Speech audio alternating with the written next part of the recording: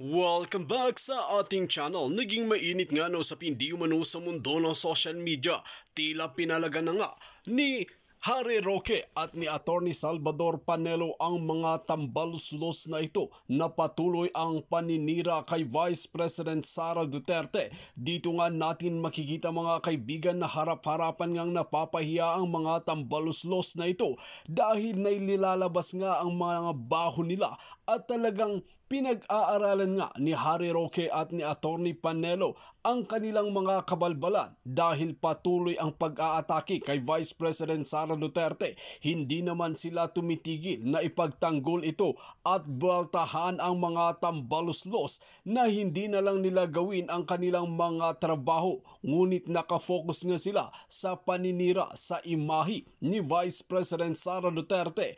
Ang lagi nilang binabanat mga kaibigan ay ginastos nga raw ni Vice President Sara Duterte ang confidential fund sa ilan araw lamang. Ito ang lagi nilang binabanat. Dito natin mapapatunayan na talagang wala kasi silang mga taktika at talagang binubulsa nila ang pera ng bayan at hindi ito ginagamit para sa kaiuunlad ng bansang Pilipinas. Banat nga ni Vice President Sara Duterte, lahat ng kumokontra sa confidential fund ay kaaway ng taong bayan dahil ayaw nilang umunlad ang bansang Pilipinas, lalong-lalo na ang nasa DepEd at mga ibang bansa na hindi nakikita ng mga pulpolitiko na ito na pagbubulsa lamang ng pera ang kanilang ginagawa at hindi nila tinutulungan ang taong bayan na umasenso dahil ang utak nga ni Vice President Sara Duterte ay aangat sana lahat ng buhay ng ating mga kababayan at hindi na sila lilipad sa ibang bansa. Well mga kaibigan, para nga sa karagdagang impormasyon, panoorin nga natin ang buong video. At kung bago ka lamang sa aking channel, huwag kalimutan i-click ang subscribe button at notification bell para lagi kang updated sa ating mga bagong video. At para sa solid viewers natin dyan, maraming salamat sa walang sawang pagsuporta. Kaibigan, kasi sa pinapakita lang nila Ang salarin dito mga kaibigan, sa totoo lang, si Tambaloslos, siya talaga ang salarin dyan. Tapos, of course, ang pinaka pinuno dyan, si Ma'am Shi. Si Ma'am Shi, si Tambalos, si DOJ, si Bonjing, ayan, yan yung mga yan yung mga culprit dyan. Yan yung mga groups of sila yung nagpasira ng Uniteam. At marami pong mga kakampi mga kaibigan. Kakampi po ng Duterte guys. Bumaliktad na po. Sinisira na po nila or binibira nila si VP Sara ng patago guys, palihim. Palihim nilang sinisiraan para hindi sila masyadong halata. Pero mga supporters po yan guys ng Duterte. Magtataka ka bakit sinisiraan po si VP Sara. Ibig sabihin guys, talagang iba na talaga, no? Talaga ang demolition na talaga mga kaibigan ang nangyayari ngayon. Demolition, no? Ano ngayon guys, demolition job na talaga. Kasi pati yung mga dating mga kaalyado guys, bumaliktad na mga kaibigan. Grabe, di ba? Sino ako lang kung ako lang tatanungin nyo mga kaibigan, kami matagal na po kaming Duterte, no? Wala pa, hindi pa siya tumatakbo noon, Duterte na kami. Yung mga, kumbaga, parang narinig natin na parang papasok po siya sa presidency po, no, si Tatay Digong. Nasa subaybayan po namin yan mga kaibigan hanggang sa, hanggang sa tumakbo siyang president. Alam natin guys na talagang grabing supporters po ng mga Duterte mga kaibigan, 2016 pa lang, grabe na po. Alam nyo naman yan, di ba? Saksi kayo niyan. Hanggang sa natapos yung pagiging pangulo niya, mataas pa rin ang rating ni Tatay Digong mga kaibigan. Tapos ito naman, yung anak niya, si Vice President Sara Duterte. Di ba, sinabi ko nga sa inyo, di ba, nung isang araw, sabi ko, tandaan nyo, hindi lang po si VP Sara ang anak ni Tatay Digong. Marami pang kasunod niyan. Hindi lang po si VP Sara ang nasa politics ng mga Duterte, guys. Tandaan nyo yan. Baka nakalimutan nyo, kayong mga kumakalaban ngayon sa mga Duterte. Baka nakalimutan nyo, andyan pa si Baste. Di ba? Andyan pa si Baste. Mayor ngayon ng Davao. Tama ba? Mayor ng Davao? Andyan din si Paolo. Ano ba ngayon si Paolo? Congressman ba si Paolo ngayon? Representative ba si Paolo ngayon, Duterte, guys? I-check nyo nga mga kaibigan.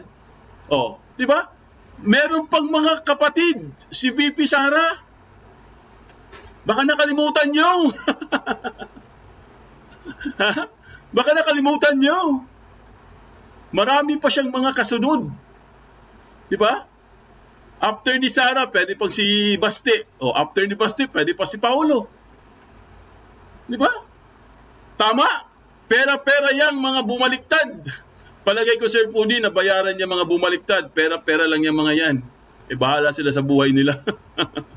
Bahala silang bumaliktad. Wala akong paki sa kanila.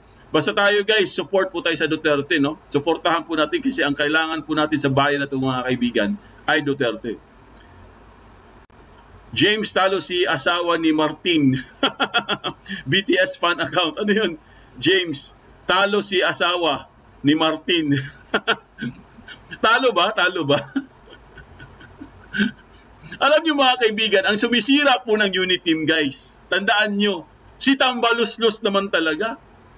Kasi siya nagpasimuno niyan eh. I mean, alam natin na ang may bas-bas mo dyan, si Ma'am Shi.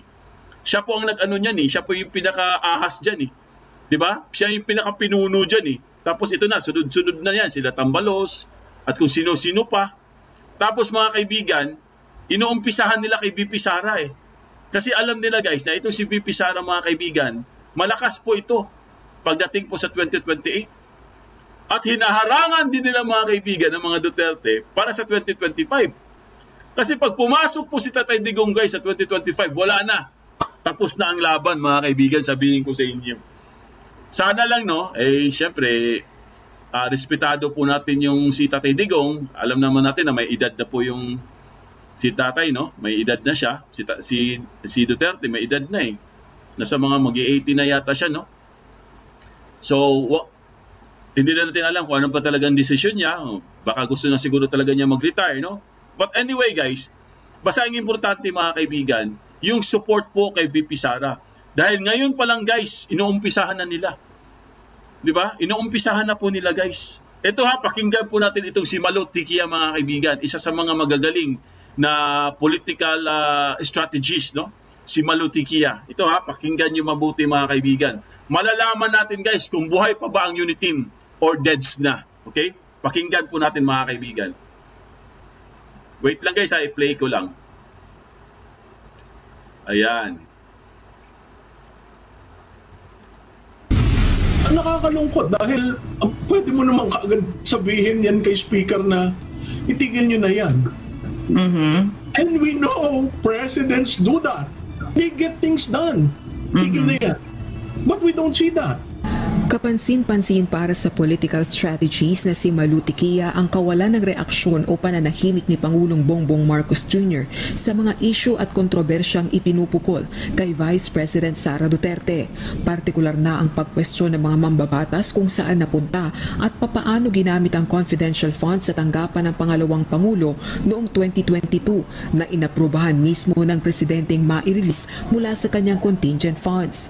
Gayong din ang napipintong realignment ng mga mambabata sa confidential funds ng OVP at Department of Education para sa taong 2024. I would have wanted him to come out and say, no, I have, si VP kasi parati niyan sinasabi, 100% tayo, dito tayo kay Pangulo o kay Apo, tulungan natin si Apo. I mean, as I said, she took the silver bullet when she decided to slide down. And for me, that's a big sacrifice. Busod nito, naniniwala si Tikia na may lamat na ang unit team na namayagpag noong taong 2022. Wala pang tugon si VP Sara kaugnay ng pagkwestiyon ng mga kritiko sa 2016 to 2022 confidential funds ng Davao City noong ito pa ang alkalde ng lungsod. Ito ay matapos usisain ang kanyang tanggapan sa plenary debates ng Kamara kaugnay naman ng OVP confidential funds. Si PBBM wala ring anumang naging pahayag kaugnay ng pagkwestiyon ng mga mambabatas sa confidential funds ng OVP. Abay, sa tingin ko ang unity may sa papel na lamang. Paniwala naman ni Albay Representative at Independent Minority Solon Ed Silagman, may basbas ni House Speaker Romualdez ang hakbang ng House Political Party leaders na i-reallocate o ilipat sa ibang ahensya ng pamahalaan ang 2024 confidential funds ng OVP at Department of Education. Ayun mga kaibigan, si Malu Tiquia, ayan. Oh. 'Di ba? Klaro po yung sinabi niya, guys. So, sa palagay ko, sa sinabi po ni Malu Tiquia po na itong political strategies mga kaibigan, para sa akin sa tono pa lang ng pananalita po ni Malu Tiquia, kasi magaling to na magaling to na political analyst Wala na pong unity team, guys. Ang unity team ay nasa papel na lang. Ibig sabihin, deads na po. Kasi kung talagang meron pa pong pakialam or meron pang concern itong si PBBM sa kanyang tandem, dahil itong si Vice President Sara Duterte mga kaibigan ay full support po siya kay PBBM, di ba? Full support siya. Sinusuportahan talaga niya ang Pangulo, guys. Nirerespeto niya ang Pangulo, kaya marami pong bumilib kay VP Sara dahil sobrang marespeto. Pero itong PBBM na to, wala po siyang concern. Hindi man lang niya pinagtanggol ang ating Vice President. Wala man lang siyang sinasabi. Pwede naman daw niyang sabihin, sabi nga ni Malu, ni Madam Malu, itong si Madam Malu Tiquia, pwede naman daw sabihin ni PBBM yung kay Tambaluslos na, hoy, tumigil ka na. Bakit mo sinisiraan si VP Sara? Bakit mo ginagawa sa kanya ito? Di ba? Pwede naman niyang sabihin yun Kasi Pangulo siya Kung talagang may concern siya kay VP Sara, kasi si VP Sara full support sa kanya 100%, 101% pa nga Pero bakit pinabayaan niya? Hinayaan niya itong mga makaliwa na to na siraan siya at bastusin siya doon sa Kongreso. At ito namang si House Speaker, bakit wala din pakialam at hindi rin pinapakialaman ni PBBM itong si House Speaker? Pinsan niyo yan Kayang-kaya niyang pagsabihan yun, di ba? Kasi nga, president siya, mataas siya Kaya niyang sabihan yun. Huwag mo nang galawin niya si VP Sara, Vice President ko yan. Pero wala po silang sinasabi, mga kaibigan. Hinahayaan lang din nila. Ibig sabihin, gusto talaga nilang masira si VP Sara. Kaya nga sabi ko sa inyo, kaya nga nagtanong ako sa inyo, di ba? Kung deads na ba ang unity team or buhay pa? So wala na talagang unity team, mga kaibigan. Tamang-tama po itong sinabi ni Malu Tiquia. I agree. Talagang nasa papel na lang. Goodbye na po, unity team. So ngayon mga kaibigan, anong next niyan? Kung akong tatanungin niyo mga kaibigan, ang susunod na kabanata, mas matindi pa ang mangyayari dyan, guys. Dahil marami na pong galit. Lalo na yung mga talagang mga diehard supporters po ng mga Duterte, mga kaibigan. Marami na po talagang galit. Talagang nag-uumpisa na sila ngayon. Nagpo-post na sila sa mga social media. Kasi nga, re-rest back po sila, guys. Ang sabi ng mga ibang mga leaders ng mga Saraol na wag niyong subukan ang mga Duterte, lalo na ang mga supporters. Kasi pag hindi kayo tumigil, nako, baka sa Hawaii kayo pupulutin. Wag niyong subukan ako, ewan ko lang sa inyo. Di ba? Ang masaklap lang doon mga kaibigan, ito sa akin lang to guys sobrang bait kasi ni VP Sara Sobrang bait niya doon kay PBBM Sabagay, okay naman yun kasi nga respect niya, di ba? Respect ka sa Pangulo. Kasi guys, yung nakaraan kasi mga kaibigan, wala talagang respeto sa Pangulo Di ba kilala naman yung sinasabi ko sa inyo, di ba? Yung nakaraang administrasyon, wala naman talagang respeto yun sa Pangulo Hindi katulad ni VP Sara na full support, 100%. Talagang, kumbaga parang parang ang nangyari po mga kaibigan, talagang itong si VP Sara ay talagang pinapakita niya sa mga tao na kailangan nating rumispeto. Di ba? So, ano sa tingin niyo mga kaibigan? Wala na talaga? Wala nang unity team? Paki-press 2 kung wala na talaga mga kaibigan. O, ano sa tingin nyo? Dahil nagsalita na po itong si Malutikia, oh. So, wala na po, no? Deads na. Huwag niyong subukan. Maghahalo ang balat sa tinalupan. Ayan, yan ang maganda. Yan ang maganda. Maghahalo ang balat sa tinalupan. Naku, ang ganda niyan. Di ba? So, ang sinasabi ko mga kaibigan, na yung nakaraang administrasyon, yung nakaraang VP, wala pong respeto sa Pangulo. Ito po panoorin natin to guys. Ito yung si Virus, no? Bigyan na natin ng matinding reaction po itong si Virus, no, kung anong pinagsasabi. Okay? Pakinggan lang natin mga kaibigan at bibigyan po natin matinding banat, no? Ito na po guys. Well, walang bumanat sa confidential funds ni dating VP Lenny dahil wala siyang confidential fund.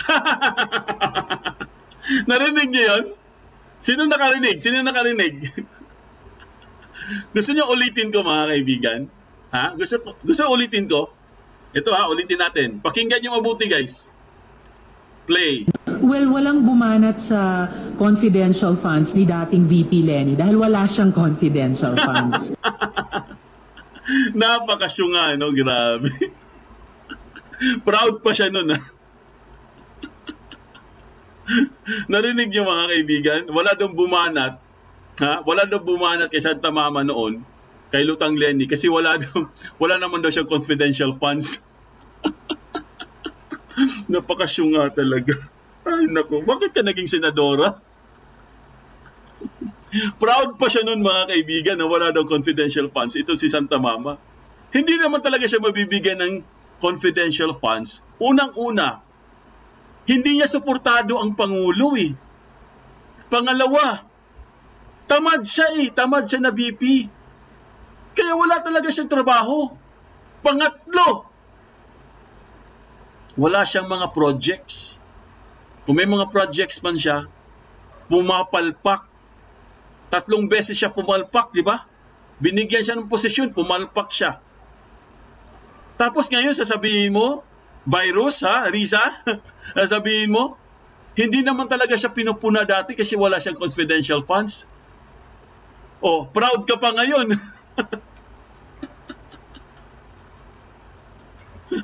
Proud ka pa na walang confidential funds yung Santa Mama niyo. At yung pagbanat ngayon sa confidential funds ni VP Sara ay hindi pagbanat sa personahe ni VP Sara. Pagbanat siya dun sa sobrang laking at wala sa lugar na confidential fund. Bobita talaga. Wala daw sa lugar.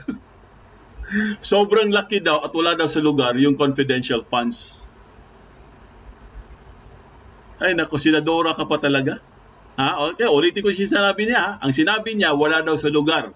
Malaking confidential funds at wala daw sa lugar.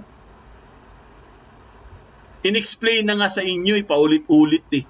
Ang dami na nga nag-explain eh. Lahat na yata ng mga abogado sa Pilipinas, in-explain na eh.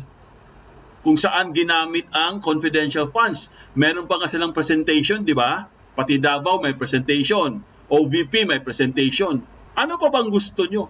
Ano pa bang gusto mong ipakita sa inyo, Risa? Ano pa bang gusto nyong proof? Sasabihin mo wala sa lugar? Paano walang sa lugar? Kaya nga nababansagan ka na senadorang walang alam eh. Pasintabi na po talaga, pero yun talagang tingin ko dun mga kaibigan, wala siyang alam. Bakit pinipilitan niya na yung confidential funds ni OVP or ni VP Sara ay wala sa lugar? Ginasta sa wala sa lugar. Porkit malaki, tapos ginastos within 19 days, wala na sa lugar yun. In-explain na paulit-ulit yan, paulit-ulit. Ayaw nyo lang makinig. At yun ay tamang pagbanat lamang dahil yun din ang tanong ng mamamayan. Ang confi funds naman ay... Yun na yung tanong ng mamamayan. Ikaw lang nagtanong, wala pong nagtatanong mamamayan. Kayo lang mga kakampwet ang nagtatanong, pero hindi kami nagtatanong kasi alam namin na si VP Sara ay nagtatrabaho. Ginawa niya lahat. Ginawa niya para at least may maitulong siya sa ating mga kababayan. Libreng sakay, libreng mga gamot, libreng pagkain, may mga food truck pa. At kung ano-ano pa yung mga programa niya para lang makatulong. Vice President yan, ha? Vice President yan. Di ba? Galing sa buwis ng mamamayan, hawak in trust ng gobyerno, at dapat lamang naman talaga namin i-appropriate sa mga ahensya na may mandato talaga at may expertise talaga sa national defense at o sa public safety. At by the way, hindi lang kami sa minorya ang bumabanat doon, may mga kasamahan din sa majority. Ayun, sinabi na niya. Umami na siya mga kaibigan. Umami na po siya. Hindi lang daw sa minority, pati daw sa majority. Ibig sabihin, meron talaga. Meron mga kakampi na bumaliktad na po mga kaibigan. Yan, inamin na niya. Inamin na ni Virus. Siya na mismo nagsabi niyan. So halatang halata na po talaga guys, na kahit yung mga kakampi dati ni VP Sara o kakampi po ng mga Duterte ay gayon bumaliktad na. Malaki siguro ang yadba kaya bumaliktad na. Sige, bumaliktad kayo. Tingnan natin ha. Pagdating ng 2028 ha, sa election, wag na wag kayong sumakay sa bandwagon po ng Duterte ha. Tandaan niyo ang mga mukha mga kaibigan, sino yung mga bumabaliktad na yan. Sino yung mga bumabanat at bumibira na yan. Tandaan niyo yan. Tingnan mo, pag sumikat uli yan, pagdating po ng 2028, alam natin sisikat uli yan si Sara, no? Siyempre, election na eh. Tingnan nyo guys, magtatalunan lahat yan. Pupunta yan kay VP Sara. Kasi alam na si VP Sara sobrang lakas. Ngayon, yung mga yan, yung mga naninira na yan, yung mga kunwaring support daw sila, tapos bandang dulo, mga hunyango pala, no? Sabi nga ni Attorney Panelo balat kayo lahat. Mga balat kayo. Malaki siguro yung binayad ni Tambalos. Ha? Malaki siguro yung in-increase ng mga budget nito, mga ano na to? Mga bumaliktad na to? Umapaw na mula sa Senado ang House of Representatives mismo. Ang mismong kanilang Finance or rather Appropriations Committee Chair na miyembro ng mayorya doon. Ang mga partido doon sa House ay nagsabing nagkasundo na daw sila na ang mga confi funds ng mga civilian agencies at kalaunan tinukoy nila ang OVP at DepEd. Siyempre, inamin niya. Narinig niyo yun? Inamin niya. Ang tinutukoy lang daw nila is OVP tsaka DepEd. See? Nakita nyo guys? Narinig nyo? Kung gaano ito walang kaalam-alam sa kanyang mga sinasabi. BO talaga siya. Yan na, galing na po yan sa kanya. Sabi daw ng mga kaalyado daw ni yung mga majority, no? Or minority saka majority. Ang sabi daw mga kaibigan ay talagang ano daw, no? Kumbaga parang justified daw mga kaibigan na OVP tsaka DepEd confidential funds ang sinisilip nila. Galing na sa kanya yan. Target talaga nila si VP Sara. Kasi andyan naman yung OP, Office of the President. Magkano ang confidential funds ng presidente? Bilyon. Wala nga siyang sinasabi, OP, Ang sinasabi lang niya, OVP tsaka DepEd. So, klarong-klaro po guys, ang kanilang target. Di ba? Ako maniniwala ako sa sinasabi niya kung talagang ang pinaglalaban nila dito, confidential funds, kung pati yung Office of the President, isasama niya. Wala eh. Ang sinabi lang niya mga kaibigan, OVP tsaka DepEd. Yun lang. Ay ililipat sa mga tamang ahensya tulad ng Coast Guard, BIFAR, National Task Force on the West Philippine Sea at iba pa. At yun din yung nakikita kong trend dito sa Senado. Mula sa amin sa minorya ay umapaw din sa mayorya nagbuo pa nga ng Select Oversight Committee on Confidential and Intelligence Funds. Mismong si SP ang nag-chair. At active din kami sa Minoria. So, lumampas na talaga sa usapin ng politika ito. At kung nasa isip na rin natin yung mga darating na eleksyon, well, at least itong debate tungkol sa at bardagulan tungkol sa confidential funds ay naging pagkakataon ng public education tungkol sa entitlement ng mamamayan dahil galing sa atin yung buwis na yan, yung perang yan, at dapat lamang maging accountable kaming mga nagtatrabaho sa gobyerno para dyan. Magandang pag-aralan namin yung mungkahi ni Justice Ascuna dahil sa ngayon, yung natatanging checklist ng pwede at di pwedeng pagkagastusan ay lamang nasa isang circular sa pagitan ng mga government departments. And meron lang parang practice na yung mga nakakatanggap ng Confi at Intel funds ay kailangan pa rin magsumite ng report in a sealed envelope sa ilan lamang government officials, ang presidente, ang Senate President, ang House Speaker at ang COA Chair na maari o maaring hindi nilang buksan. At so ibig sabihin hindi subject sa kasing higpit na accounting ng COA tulad sa lahat ng iba pang funds appropriated sa GAA. So magandang bunga pati nitong naging mainit at mabuting mainit na usapan tungkol sa confidential funds. Pag-aralan namin yung Ascuna proposal. Well, bukas ako sa pag-aaral ng mga issue ng confidential funds saan mang antas o sangay ng gobyerno. No? Of course, ang mga LGUs ay merong ding mandato sa nahinto ka. Posibleng may reasonableng halaga din ng confidential funds nila para doon, pero reasonable yung operative term. So dapat may threshold din sa ganyang klaseng mga confi funds if ever sa mga LGUs. And dahil may mga konkreto at nakakagulat na rin tayong mga halimbawa dyan. Bakit umabot sa 460 million per year ang dating Mayor Sara Duterte sa Davao, samantalang yung ibang wala kang pakialam. Ginamit sa Davao yun. Mga malalaking LGUs din, Makati, Manila, Cebu, hindi umabot sa 100 million. Mapapatanong ka talaga, bakit? Ano bang meron sa Davao? Inaagaw din ba yan ng China? Tulad ng sa West Philippine Sea?